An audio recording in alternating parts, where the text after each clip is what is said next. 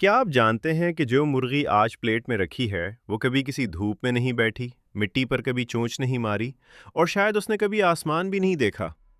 दोबारा मुर्गी पकाने या खाने से पहले इस वीडियो को आखिर तक ज़रूर देखें, क्योंकि जो हक़ाइक़ आप आज सुनेंगे, वो आपके खाने के बारे में सोचने का अंदाज़ बदल सकते हैं। दुनिया भर में हर साल तकरीबन 9 से 10 अरब मुर्गियां ज़िबह की जाती हैं और तहकीक के मुताबिक उनमें से तकरीबन 99% फैक्ट्री फार्म से आती हैं। ये वो जगह हैं जहां ज़िंदगी नहीं, सिर्फ पैदावार होती है।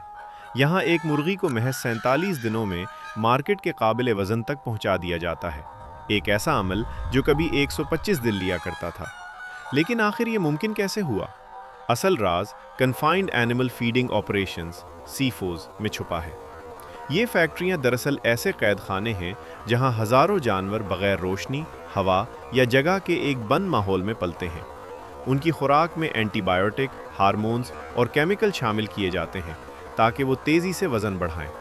जदीद तहकीक ने इंकशाफ किया है कि दुनिया की कुल एंटीबायोटिक्स का तकरीबन 2/3 66% हिस्सा सिर्फ फार्म जानवरों में इस्तेमाल होता है।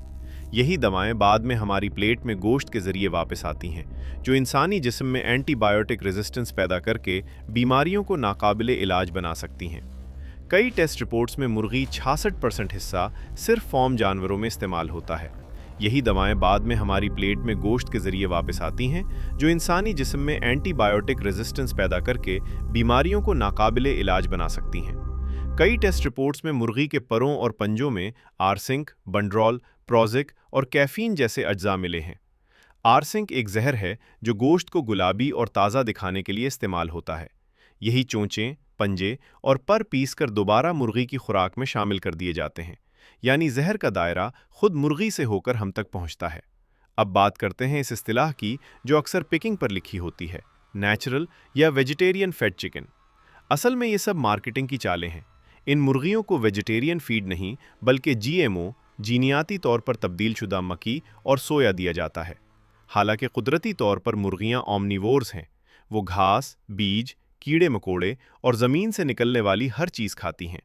एक और चौंका देने वाला पहलू ये है कि 1940 से 1970 की दहाई में दिएटिल स्टेलेबेस्ट्रॉयल (DES) नामी एस्ट्रोजन हार्मोन बड़े पैमाने पर जानवरों को दिया गया, जिसे बाद में इंसानी सेहत के लिए मुज़र करार देकर 1919 में मुकम्मल तौर पर बंद कर दिया गया।